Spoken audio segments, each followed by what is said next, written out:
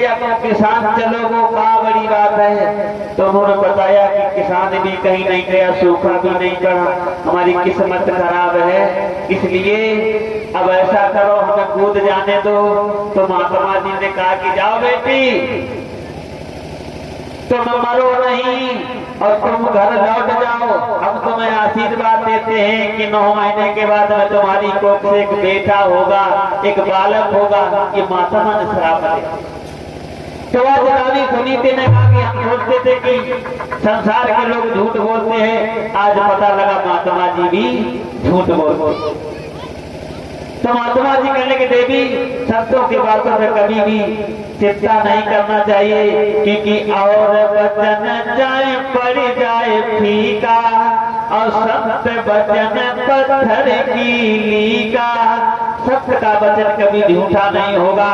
जाओ तुम लौट जाओ। एक बात और बता दें बेटी, अगर तुम्हारी कोख से कोई संतान पैदा ना हो 9 महीने के बाद में तो ना कुआं दूर है ना तो फिर कूद जाना इसमें आकर के, सिर्फ 9 महीना की बात है, मान लो बात।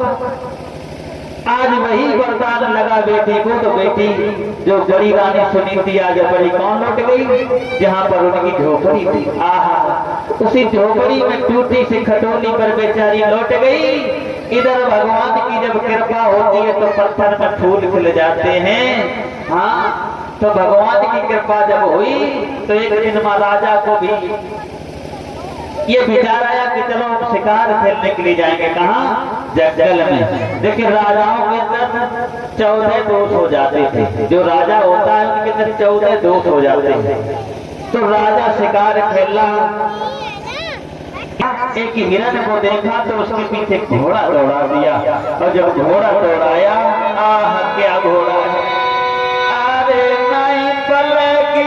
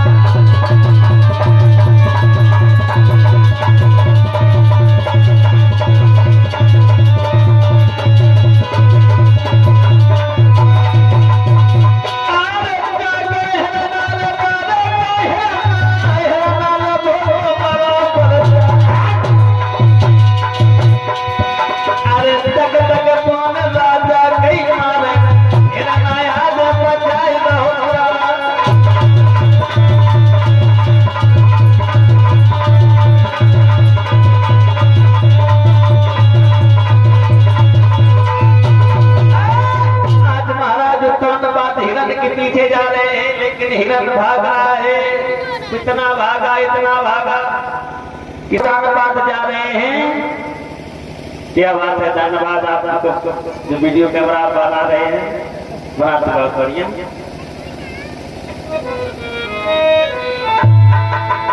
इधर महाराज भागते रहे, सारे सैनिक पासे छूट गए महाराज।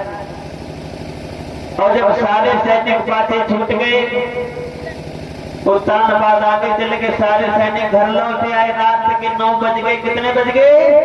9। सारे सैनिक घर लौटे, लेकिन तानबाद बहुत लेट लौटे। रानी ने आज भोजन करके खा के सो गई।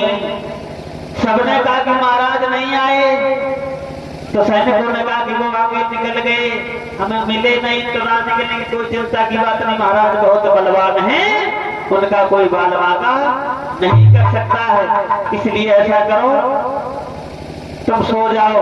आज महाराज उत्तानपाद रात के 10 बजे लौट के आए तो गेट देखा, गेट बंद है। कुंडी खटखटाने लगे, कुंडी खोलो, कुंडी खोलो, लेकिन कुंडी कोई होए तो खोलो। आज महाराज उत्तान पाद के दिमाग में बात आ गई कि हमारी बड़ी रानी जो थी कभी भी हमसे पहले भोजन नहीं करती थी। जब पति को भोजन करा लेती थी तब भोजन करती थी। और ये रानी है बिना भोजन करो चाहे ना करो अपना पेट चंगा कठौती में। आज इसी समय अपना पेट भर लेती है, कोई पति की चिंता नहीं। पत्नी तो वही है जो पति के तो साथ भोजन करे या पति को भोजन करा के भोजन करे, क्योंकि पत्नी पति की देख रेख साधनी होती है, आदान होती है। अगर पति कमजोर हो गया तो सारी घर कमजोर हो जाता है, क्योंकि वही कमाने वाला होता है। आज महाराज उत्तान पाद को ये चिंता हो गई कि आज एक वो रानी थी जो हमें भोजन कराकर खाती थी, आज ये रानी है। लेकिन कुंडी खोलो, कुंडी कौन खोले कि सुख नींद सोई गई रानी है। राजा की सुनी नहीं पानी है रे सुख।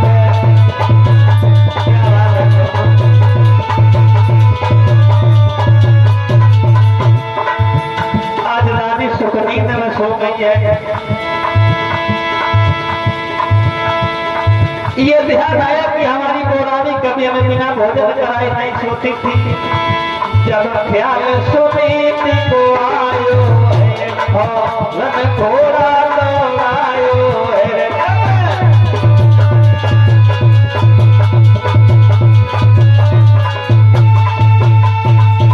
आज उस रानी का ख्याल आ गया और रानी पहले सुनीति को आज घोड़ा लौटा दिया और लौटा करके घोड़ा आज कहाँ ले गए, वहीं ले गए जहाँ पर हमारी जो बड़ी रानी की झोपड़ी है खेतों में। आज रानी सुनीति आज महलों में तो नहीं झोपड़ी में है। राम राम जब रही उसे नींद कहाँ आती। भूखे में कभी रोटी नहीं देखते को, भूखे में कभी नींद नहीं आती।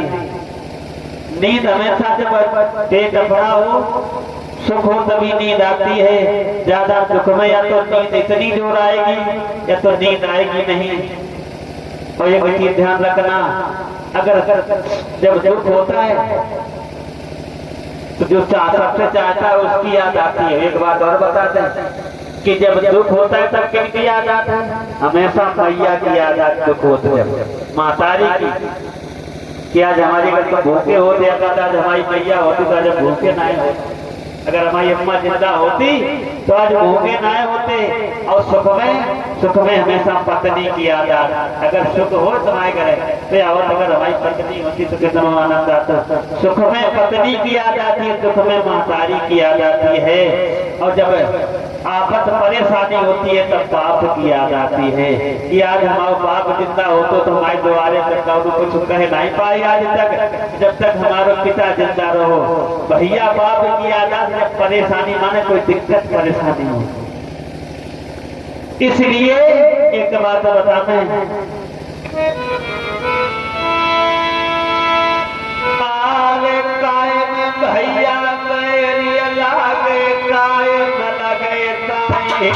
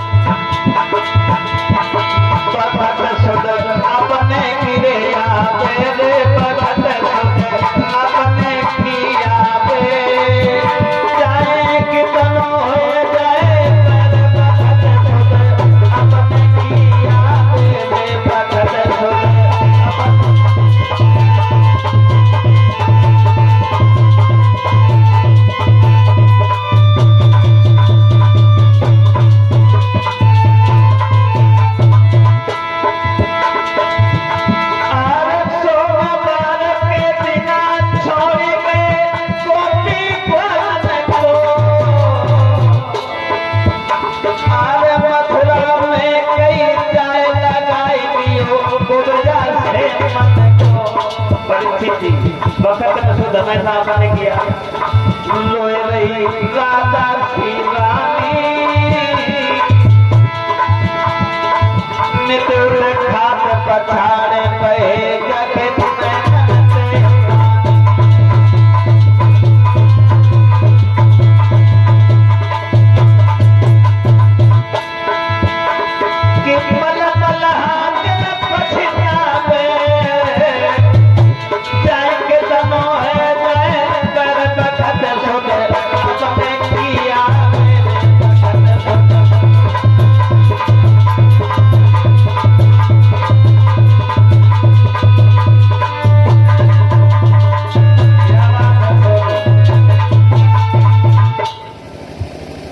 उसी समय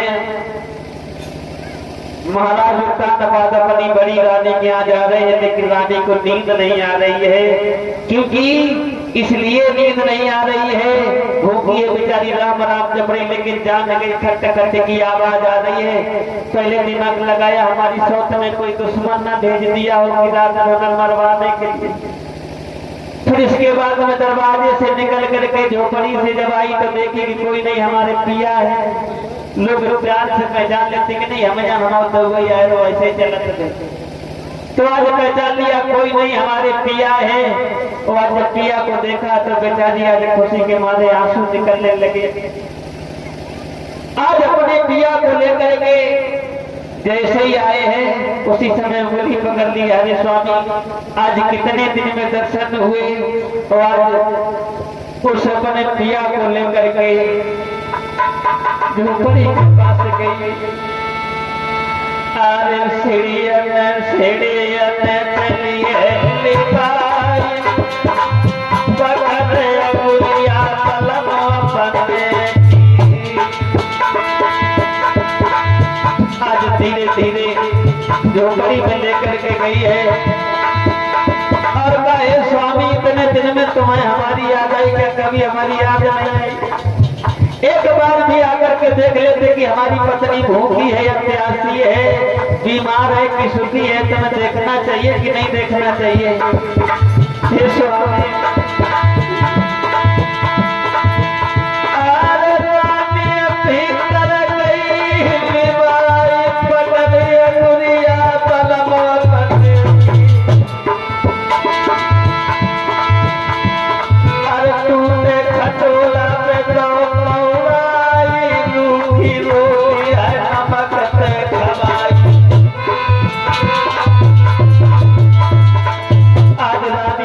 खटोला पर बैठा दिया, सबकी रूखी रोटी धरी थी नमक के साथ। आज महाराज उत्तानपाद को खिलाने लगी तो महाराज उत्तानपाद के गले से नहीं जाते।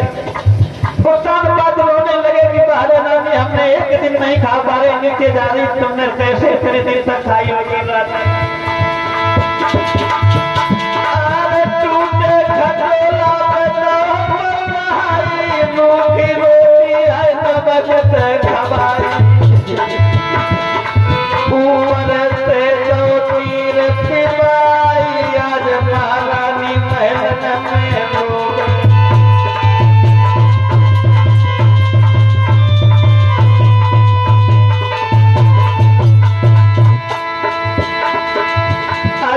रो रही है कि नाथ आजा सारत मोरी मैया, आजा आनी की रे बसैया, जननी आई के दिल में जाओ।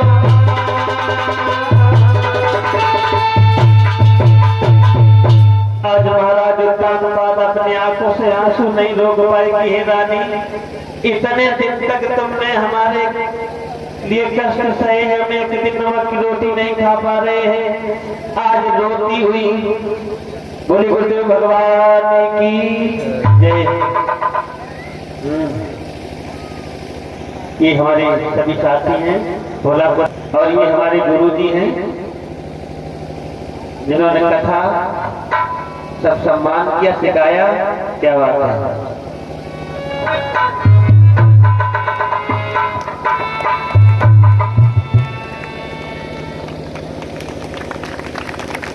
अभी लोग तालियां बजाएंगे इनके लिए। ये हमारे देवचंद प्रेमी जी हैं, गुरु जी जय गुरुदेव के चेला है, हमारे परीक्षित जी की जय गुरुदेव चेला है, तुम्हारे शिष्य हैं। क्या बात है।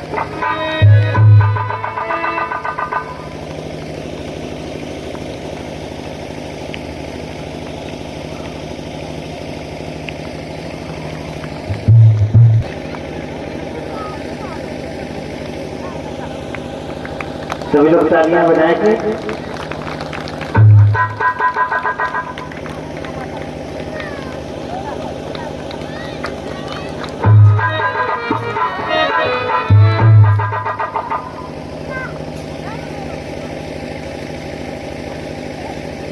क्या बात है। और 100 रुपए दान करें भगवान भागवत में। पुलिस के दरबार की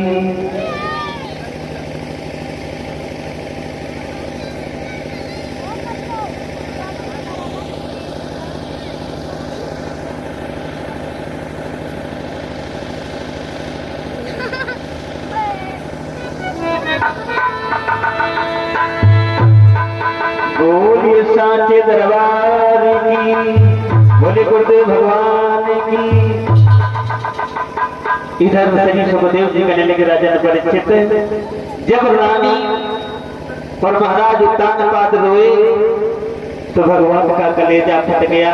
अगर हम भगवान के लिए कभी एक भी आंसू डालें तो परमात्मा हमारी टेर जरूर सुनता है।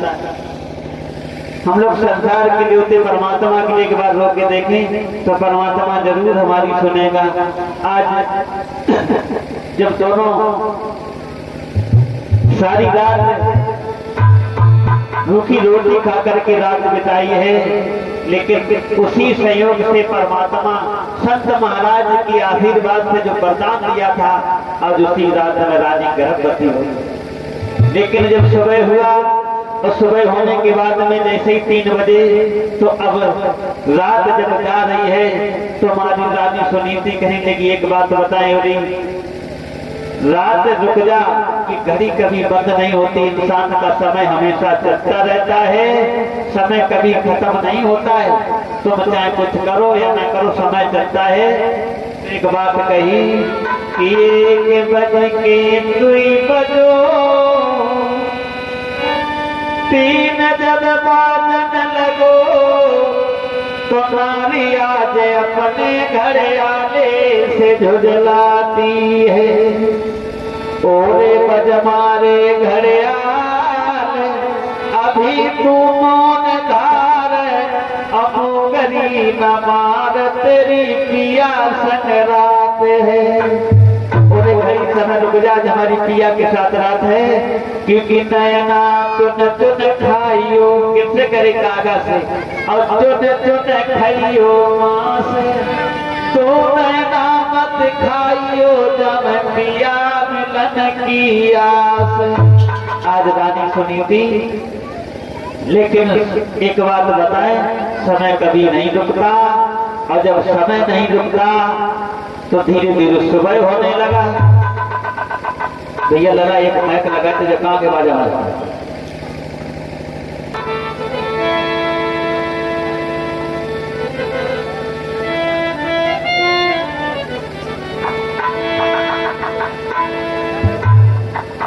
बोलिए साचे दरबार की।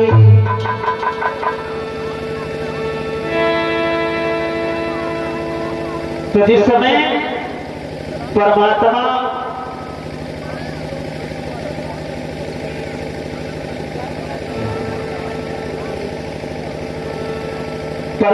जिस समय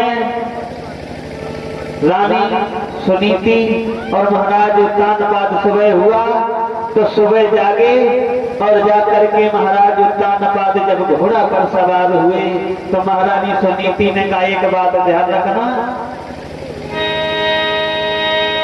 कि जलाते हैं स्वामी और तमन्ना यही है। चले ऐसे ही दे दो, मैं जो आता पकड़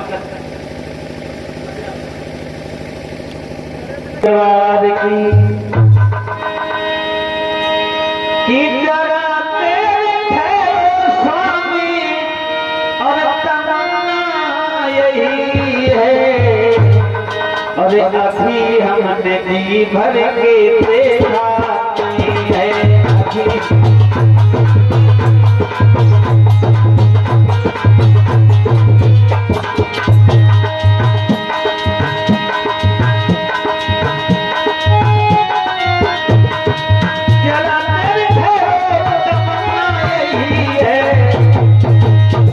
अरे अभी हमने जी भर के देखा नहीं है अभी हमने जी भर के।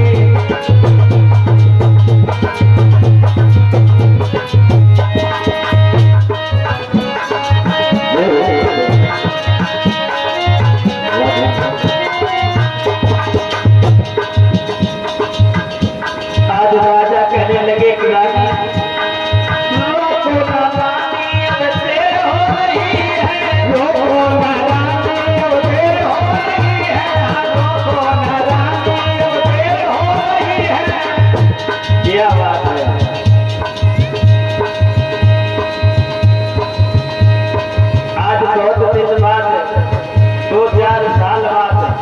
ये पुराना साज इतना हमें मिल पाया है। हमारे प्रधान जी हैं चिंता बजाते हैं प्रधान जी, लेकिन चाचा है तो इसलिए पहले से लगे रहते चिंता बजाते। लेकिन और ये गुरु हैं गुरुदेव भगवान ने सिखाया हम लोगों को। तो भगवान और हमारे श्याम बाबू भैया ये सब पुराने स्टाफ है।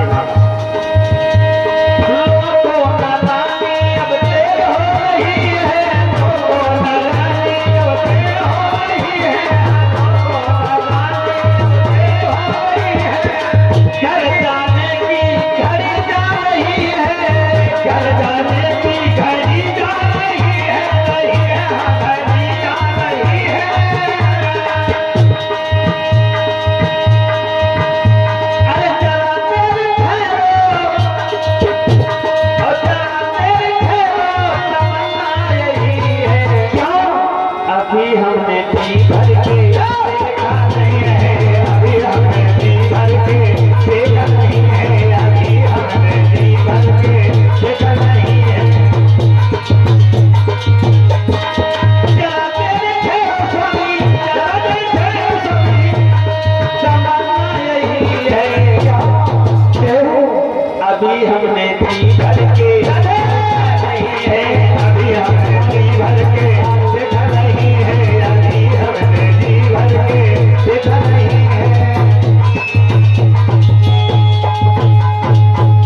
रानी रुकती रही लेकिन समय रुकता नहीं। महाराज उत्तान बाद वहां से चले और जाकर के घर सुबह हो गया। लेकिन जो बड़ी रानी है सुरजी तो आज वो कमर पर हाथ रखे खड़ी भगवगा देवी जी की पता नहीं आज कहाँ गए और घर भी नहीं आए और जाएंगे तो जाएंगे कहीं नहीं जाएंगे। हाँ कहाँ जाएंगे वहीं गए होंगे सौत के पास। बोलिए सौत के पास गए होंगे तो जैसे ही दरवाजे पे सुरजी खड़ी है और महाराज उत्तान बाद जैसे ही सीढ़ियों पर चढ़े रुक जाओ क्यों तुम एक बात बताओ रात भर रहे हमें बताओ इतना समय हो गया पूरी रात बीत गई तुम कहाँ रहे। एक बात नहीं समझ में आई।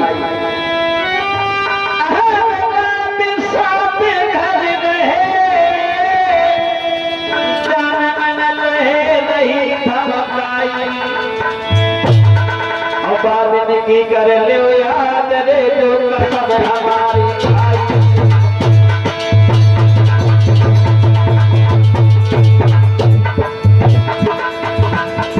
बात की याद करो। अरे घर रहे थमदाई लगा थमदाई बात की कर लो याद कसम खाई।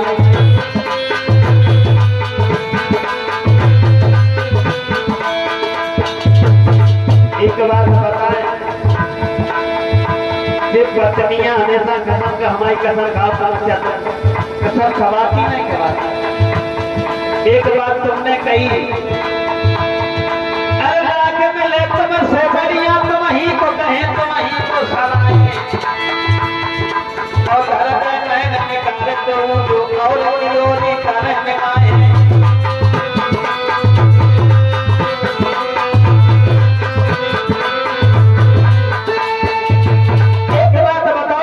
रात सौत कर रहे, जाने मन रहे नहीं धोखाई, अब जिंदगी कर लो याद कसर नहीं। कुत्ता नपाट में गुस्सा आया, जब से इस घर में हमारी पत्नी आई है बनकर के तू हमारी बड़ी रानी को कभी चैन से नहीं दी। अरे वो भी हमारी एक रानी है, लेकिन उसने विवाह, उसने भी विवाह अपने आप हमारा करवाया। तो घर आई लेकिन तुझने एक दिन भी रहने नहीं दिया, उसे निकाल लेकिन निकाल करके तू खेतों पर ले गई, शेर भर जाओ खा करके हमारी रानी तसल्ली है, लेकिन तुझे तसल्ली नहीं है। तुझने उसमें भी रूखी रोटी नमक के साथ खिलाई है। अगर अभी भी तसल्ली ना हो तो तलवार लेकर के चली जा और उसका गर्दन काट दे। अब हमने जान लिया तेरे हृदय में कोई इंसानियत नहीं है, हैवानियत है, जो करना हो सो कर। आज महाराज उत्तान बात को गुस्सा आ गया। रानी सुरखिए पर पिया को ले गई और जब पिया को लेकर के अंदर गई और जा करके ज्यादा दिन लड़ाई नहीं चली, प्रेम के साथ में थोड़े समय के बाद में छोटी रानी भी गर्भवती हुई। क्यों हुई? क्योंकि उस महात्मा का वरदान आज सत्य हो गया। धीरे धीरे समय बीता, 9 महीने के बाद में आज जो बड़ी रानी है वो भी गर्भवती और घर में छोटी रानी है वो भी गर्भवती। जब दोनों रानी गर्भवती हैं तो जब दोनों रानी गर्भवती भारी समय की बात, लेकिन एक फर्क हो गया। क्या? जब से बड़ी रानी ने गर्भ धारण किया है, जिससे दिन से गर्भ धारण कीना, किसने? बड़ी रानी ने। उस दिन से नाज बटोर रही है, लेकिन छोटी रानी जिससे दिन से गर्भ धारण कीना, उस दिन से पलंग ना छोड़ा है। आहा क्या है। उधर बड़ी रानी ने खेतों का नाज बटोरा है। बड़ी रानी खेतों का नाज बटोर रही है। इधर अंतर हो गया, और जब अंतर हो गया तो 9 महीने के बाद में एक बालक ने जन्म लिया। कहाँ? खेतों पर झोपड़ी में। आहा क्या बात है।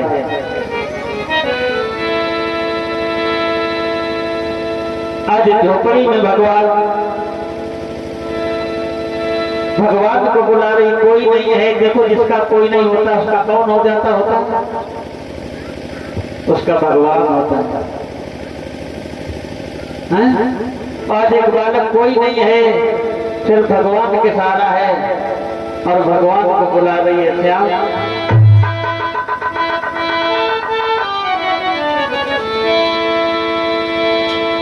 किया जा श्याम मेरा दिल घबराए,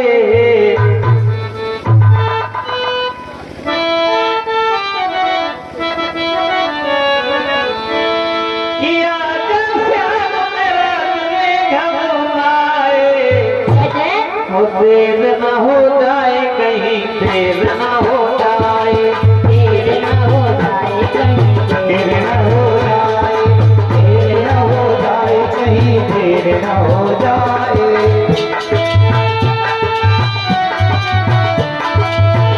आजा श्याम मेरा दिल घबराए, देर न हो जाए कहीं, देर न हो जाए, देर न हो कहीं, देर न हो जाए, देर न हो जाए कहीं, देर न हो जाए।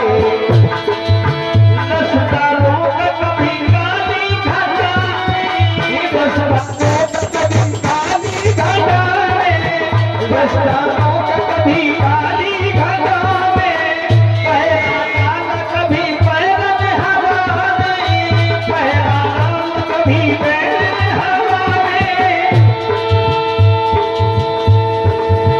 आ जाओ मोहनिए दिन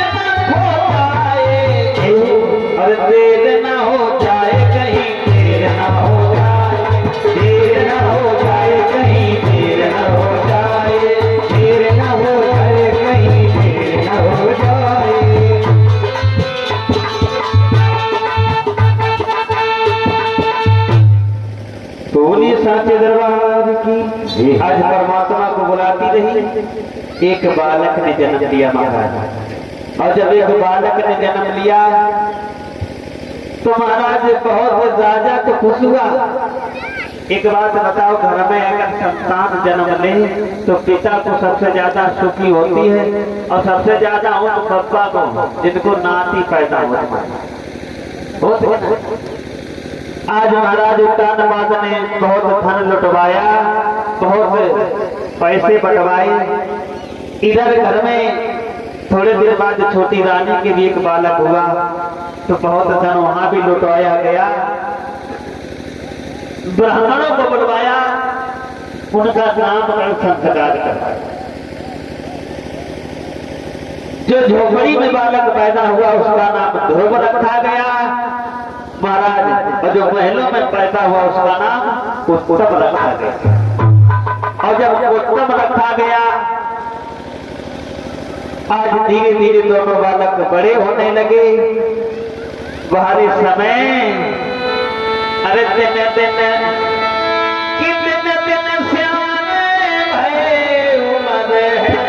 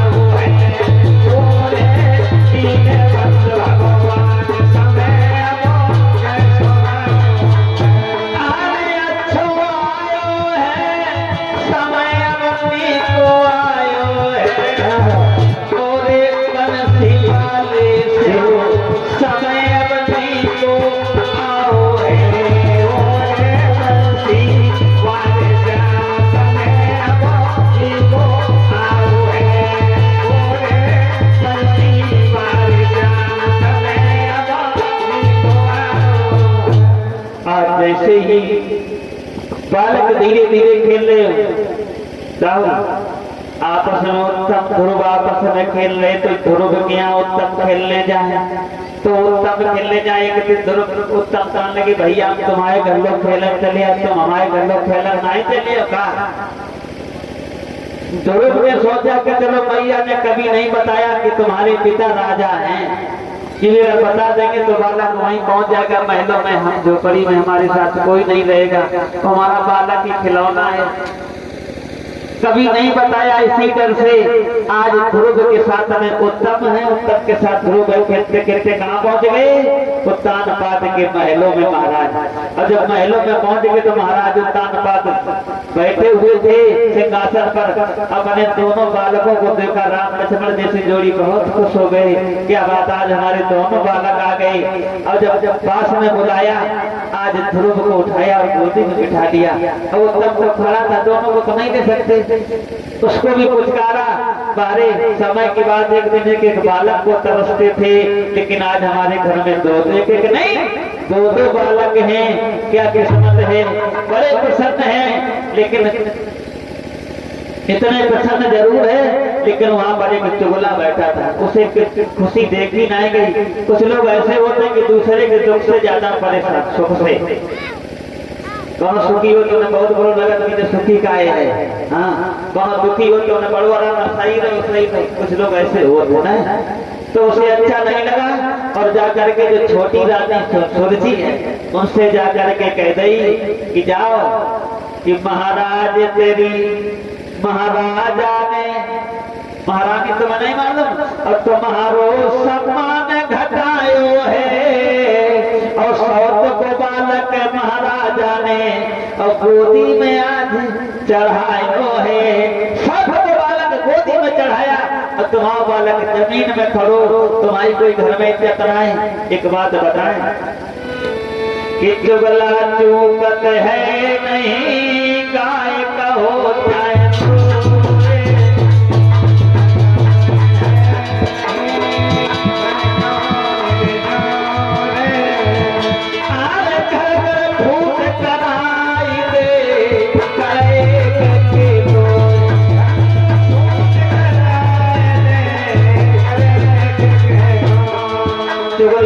चूकत नहीं, एक ध्यान रखो।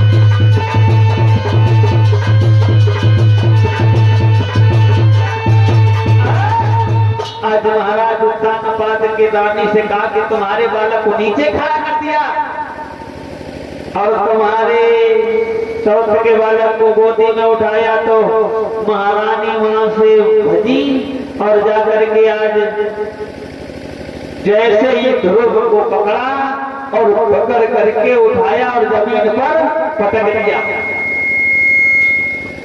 कहां पटक दिया महाराज? ध्रुव को उठा करके जमीन पर पटक दिया, और जब जमीन पर पटक दिया पहले समय की बात। और एक बात कही है कि तुम्हें नहीं मालूम, कभी यहाँ दोबारा मत आना, कभी ना आना। क्यों?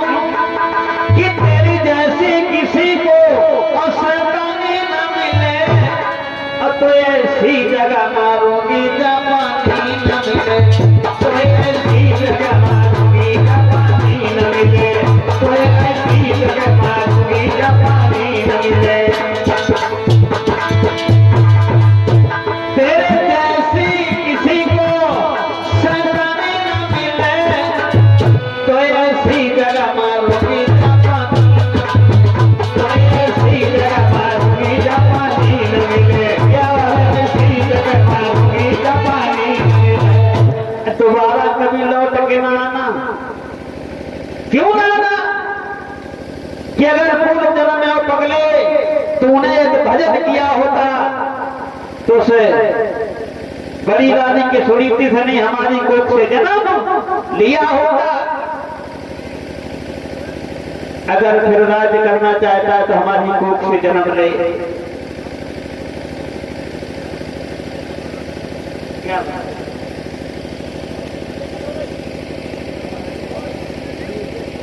क्या नहीं, हमें तो दिखाना चाहिए। कृष्ण भगवान की इधर जैसे ही कहा है कि अगर हमारी कोख से जन्म लेता तो इस गद्दी पर बैठने के लायक होता, और जो इतनी बात कही है आज उसी समय ध्रुव रोने लगे। और आजा भजन करो, भजन करके दोबारा जन्म में हमारी कोख से जन्म ले, तब तो इस राज्य का गद्दी मालिक बनेगा। आज ध्रुव रोते हुए वहां से निकले और जा रहे हैं, रो रहे हैं। आज मैया सुनीति ने देखा हमारा बालक रो रहा है, तो मैया का तो कलेजा फट गया। आज मैया सुनीति ने, मेरा बेटा, मेरा लाल, मेरा बेटा किसने तुझे मारा? एक बात बता दे, एक बार बोल दे बेटा तुम्हें किसने मारा? तुम्हें नहीं मालूम? तुझे मारने के लिए मैंने हजारों पत्थरियां पूछ डाली, एक महात्मा का वरदान लग गया तो तू बालक हो गया। एक बार तो बता दे लाल। लाल ने के हमें बताई दे किसने मारो है मेरे लाल।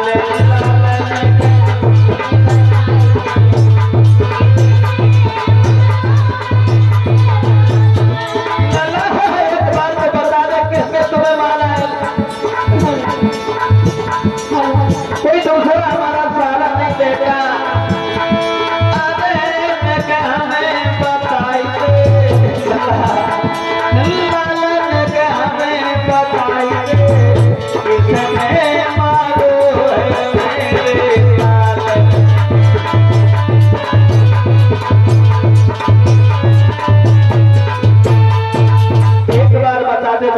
किसने तुम्हें मारा है? अगर एक बात बता दोगे तो हमारी मैया को कलेजा। उसने कहा मात मोए मौसी मारो, मात मोए मौसी मारो, हमें मौसी ने मारा है। आज मैया ने कहा मौसी ने क्यों मारा? कहा मौसी ने गद्दी पर बैठ के उठा करके पटक दिया और कहा कि पूर्व जन्म में वो पगले तूने अगर भजन किया होता तो आज सुनी थी कि नहीं हमारी कोख से जन्म लिया होता। एक बात बताओ भैया, हमें जाके चिंता ना है कि हमें मौसी न मारो। चिंता इस बात की है मौसी मारती रही लेकिन पिताजी एक बार भी नहीं बोले। अगर पिताजी बोलते तो हमें तसल्ली होती कि हमारे पिताजी ने एक बार रोका तो जरूर है। क्या हमारे पिता नहीं है? तो आज मैया ने कह दिया कि कोई अब कोई समझ में है तो कुछ झूठी झूठी कह दिया कि तुम्हारे पिता भगवान हैं। जिसका कोई नहीं होता उसका कौन होता है? भगवान। तुम्हारे पिता भगवान हैं। दुर्गलग मैया तुम्हारे पिता कैसे मिलेंगे?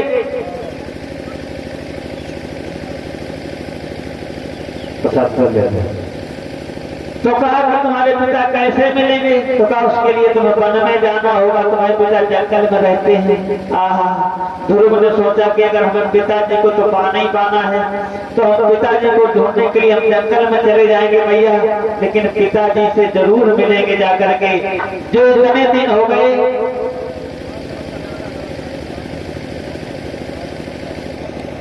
जैसे ही कहा है कि तुम्हारे पिता वन में, तो ध्रुव ने आज अपनी मैया से कहा हम जंगल में जाएंगे, वन में जाएंगे। तो आज परमात्मा की खोज करने के लिए जंगल में निकल गए। और जब जंगल में निकल मैया रोने लगी कि बेटा हमारा कोई नहीं है तुम्हारे बिना, इसलिए तुम जंगल में मत जाओ। एक बात और बताए बेटा कि हमने आज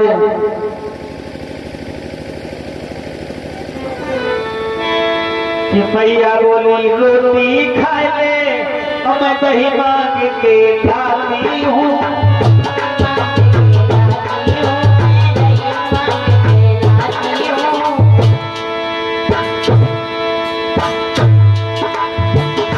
यही बात है।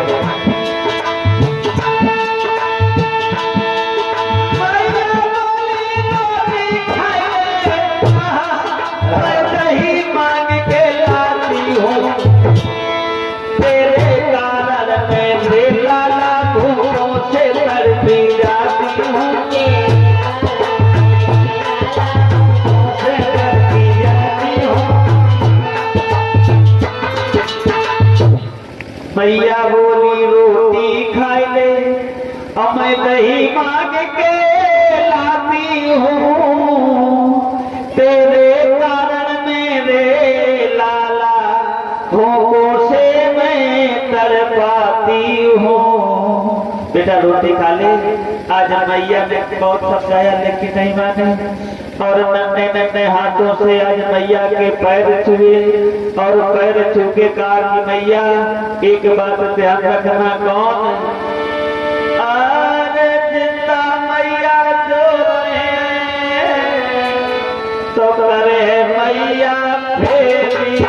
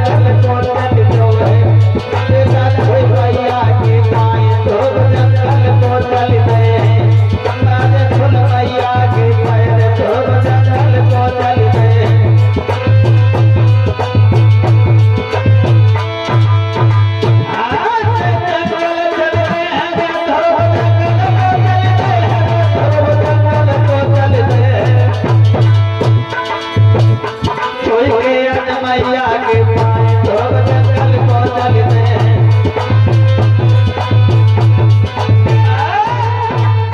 आज ध्रुव ने कहा कि मैया जब जिंदा हो गए तो लौट के आए और मैया हम जानते हो, लेकिन मैया रोकती रही, ध्रुव नहीं माने और जंगल की ओर चले गए। मैया रोटी पछाड़ खाती रही, महाराज के पास गई, प्रभु अब तो हमारा बेटा भी चला गया। तो महाराज उत्तानपाद को जब खबर लगी परीक्षित जी, तो आज उत्तानपाद ने कहा कि सैनिकों रुक जाओ, अरे सैनिकों चले जाओ, हमारे पुत्र से कह देना, ये कह देना कि निवेदन करूंगा। बैठ जा बेटा, बैठ जा, कोई बात नहीं, हम पीछे कैमरा लगा है, मैं इसलिए कह रहा हूं। इधर जैसे ही मैया ने तो उत्तानपाद ने कहा कि हमारे जितने भी सैनिक हैं, हमारे ध्रुव से एक बात कह देना। कौन सी बात है? यही बात कह देना कि जो पुराना समय वो चला गया, अगर तुम्हें तपस्या करनी है तो तपस्या करने के लिए ना जाए, लौट आए, क्योंकि हमारे एक नहीं दो, कितने बेटे हैं? दो, इसीलिए लौट आए और हम अनाज जो एक शेर देते थे, सुंदर भोजन मिलेगा और घर में रहे, हमें कोई चिंता नहीं। सैनिकों जाकर के कहा कि तुम्हारे पिता ने अब जो है अनाज जो था वो घर में भोजन बनाने के लिए कह दिया, अब झोपड़ी में नहीं रहना पड़ेगा महाराज, महलों में रहो, तुम लौट जाओ। ध्रुव कहने लगे, बाहरे भगवान कितने दयालु है, मैं घर से बाहर नहीं निकल पाए भगवान को मिलने के लिए, भगवान के लिए तुम नेक नहीं चल पाए, देखो भोजन बना दिया, बढ़िया झोपड़ी से महलों में पहुंचा दिया कि नहीं। भगवान कहते हैं कि जो तू बाढ़े के डग तो मैं बाढ़ू साथ है, और जो तू पीछे के डग तो मैं लोहे की लात। परमात्मा कहते हैं हमारे लिए तो एक डग बढ़, हम तुम्हारे लिए 60 डग बढ़ेंगे, 60। तो ध्रुव जब परमात्मा के लिए चले हैं तो आज क्या हो गया, परमात्मा कहते हमारा गुण गा के देख, तुझे दुनिया में आज क्या कर देंगे, सारी दुनिया तुम्हें जान जाएगी। हाँ, जैसे ही ध्रुव ने नहीं लौटे, सैनिकों ने आकर के बताया ध्रुव नहीं लौटे, तो उसी समय जैसे ही कहा ध्रुव नहीं लौटे तो महाराज ने कहा कि सैनिकों रुको जाओ, अब की बार ये कह देना जा करके कि ध्रुव रुक जाए, हम तुम्हें आधा राज दे देंगे, आधी संपदा दे देंगे, लौट या तुम्हारी माँ को भी हम रानी की तरह रखेंगे, जो कहा आधा दे देंगे। ध्रुव ने कहा कि जब आधा मिले चाहे पूरा मिले, लेकिन अब हम नहीं लौटेंगे, क्योंकि हमारा तो केवल भगवान ही रक्षक है, इसीलिए एक बार हमने भगवान को दिल दे दिया तो हम कहीं नहीं लौटेंगे। क्या कहने लगे,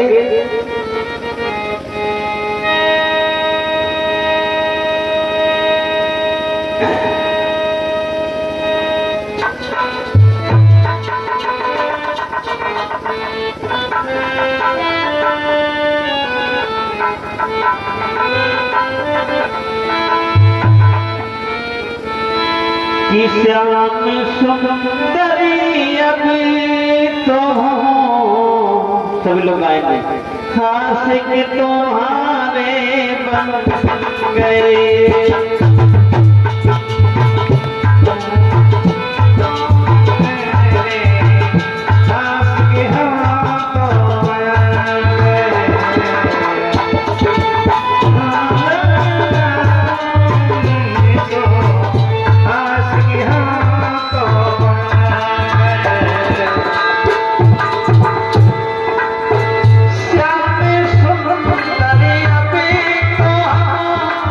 आस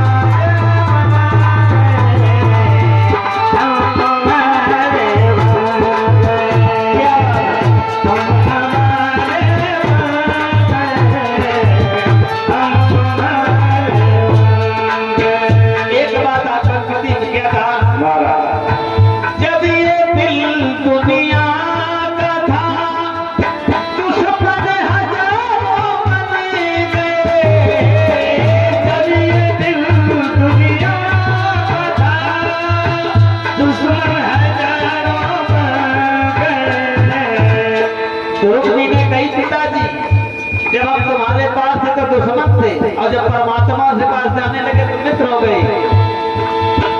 जब ये दिल दुनिया में था तो दुश्मन हजारों बने गए। जब ये दिल दुनिया में था, दुश्मन हजारों बन गए। जब ये दिल तुमको दिया है, जब ये दिल तुमको दिया है, दिल के प्यारे हो गए। जब ये दिल तुमको दिया है, दिल के प्यारे हो गए। जब ये दिल तुमको दिया है, दिल के प्यारे बने गए।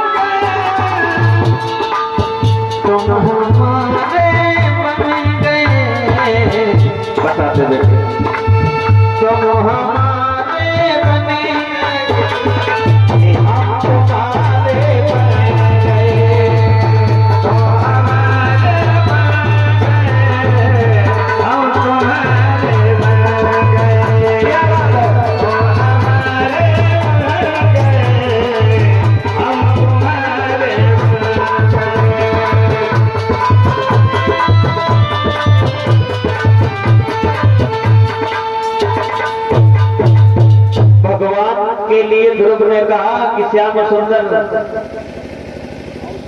हमारे पिता समान बताओ कि नाम नहीं जानना था। तालियां जोरदार बजाएंगे सभी लोग, प्रसाद ले ले। क्या नाम है इनको? परिचित जी के ससुर बोले साथे दरबार की। हम लोग का सामान भगवान भंडार भरे भरे। तो ध्रुव जी ने कहा कि श्याम सुंदर अब तो मासिक तुम्हारे बन गए, तुम हमारे बन गए, हम तुम्हारे बन गए। जब ये दिल दुनिया का ज्यादा दुश्मन हजारों बन गए, और जब ये दिल भगवान को दिया तो हर दिल के प्यारे बन गए। तो परमात्मा के लिए जब ध्रुव चले तो आज राधे राधे प्रसाद ले ले प्रभु जी। हाँ शाम को ले।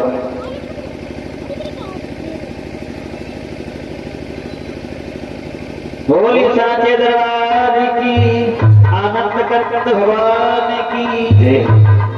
तो ध्रुव जंगल की ओर जा रहे हैं, और जब जंगल में जा रहे हैं तो घनघोर जंगल में पहुंच गए ध्रुव जी। बाहरी समय की बात है। और जब घनघोर जंगल में पहुंच गए तो वहां सोचा कि नारद जी ने देखा कि एक बालक भगवान के लिए जा रहा है, अब भगवान से मिलने के लिए जा रहा है। तो जब भगवान से मिलने जा रहा है तो इसकी रक्षा हमें करना चाहिए। तो नारद जी बीड़ा बजाते हुए जा रहे हैं और धुन गाते जा रहे हैं, श्रीमन नारायण श्रीमन नारायण। और जब नारद जी जा रहे हैं, हेलो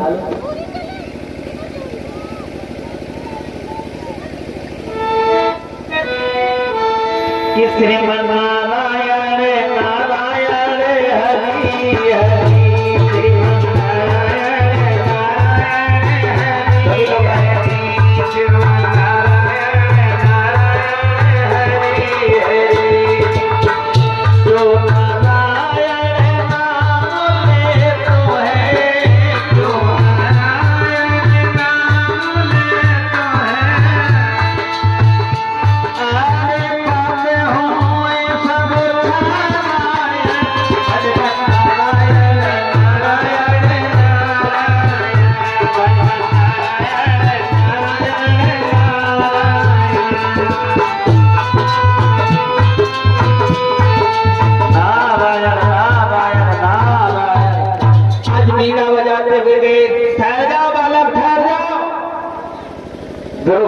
लेके आए महात्मा जी, प्रणाम का प्रणाम। आज महात्मा जी थोड़ी देर बैठ के कभी हम आगे देख रहे थे, फिर महात्मा जी कहाँ चले गए। और जैसे ही नारद जी ने कहा तो उसी समय एक बात कही कि एक बात बताओ कहाँ जा रहे। उन्होंने कहा हम जा रहे हैं भगवान को पाने के लिए। कहाँ? जंगल में। भगवान को पाने के लिए। हाँ, जैसे कहा भगवान को पाने के लिए जंगल में जा रहे हैं, तो भगवान जंगल में ऐसे नहीं मिलते। क्यों? परमात्मा, जब परमात्मा की पूजा की जाती है, परमात्मा का ध्यान किया जाता है, परमात्मा का स्मरण किया जाता है, कोई नियम होता है तब भगवान मिलते हैं। अच्छा, और हमारे सनातन धर्म में एक विधि है भगवान को पाने के लिए। सबसे पहले गुरु करना पड़ता है। गुरु पद्धति से अगर भगवान को हम पाएंगे, मंत्र का जाप करेंगे तो परमात्मा की सही होगा। और बिना गुरु के अगर हम मंत्र जाप करेंगे तो उसका दुष्प्रभाव पड़ेगा। परीक्षा जी क्या करेंगे? गुरु। इसलिए गुरु करना तो निश्चित है कि नहीं है। तो राम कृष्ण सबसे बड़े, सबसे बड़े कौन है? तो राम कृष्ण सबसे बड़े, उन्होंने गुरु तीन, और तीन देव की सभ्यता, तीन लोग की है गुरु के अधीन। तो नारद जी ने बताया कि ऐसे नहीं, पहले गुरु करना होगा। हाँ, क्या करना होगा महाराज? गुरु।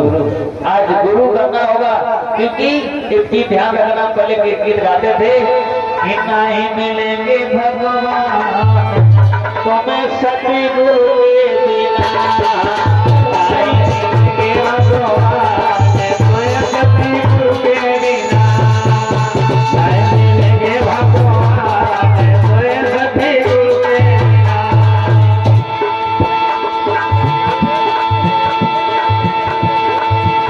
एक बात बता, जब तक गुरु नहीं करोगे भगवान नहीं मिलेंगे।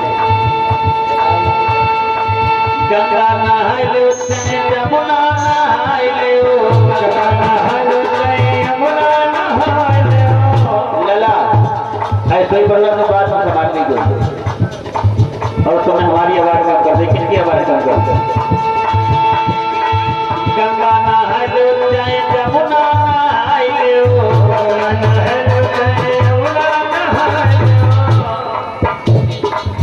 एक बात बताए, हम जाना ही का कबीर दास ने भजन लिखा कि गंगा अनाय पाप आए दुलत, गंगा अनाय पुण्य मिलत है। मिलत कहना है, अच्छा मिलत कहना है, लेकिन हो पर गंगा तो कठौती में गंगा रात दिन अगर पाप करे, एक दिन दुजात होने तो भैया आगे कर्म सजा नहीं मिले।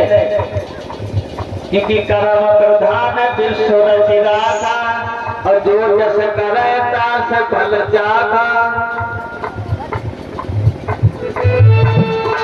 इसीलिए हम अच्छे कर्म करेंगे। अरे गंगा नहाय लो, यमुना नहाय लो, गंगा नहाय लो, यमुना नहाय लो। चाहे तीर्थ करवा खोया, कोई सतगुरु के बिना, तीर्थ करवा खोया, कोई सतगुरु के बिना, तीर्थ करवा खोया, कोई सतगुरु के बिना। देखो सबसे बड़ी गंगा कौन है महाराज? सबसे बड़ी गंगा जो और नहा रही हो, राम कथा अति पावन गंगा।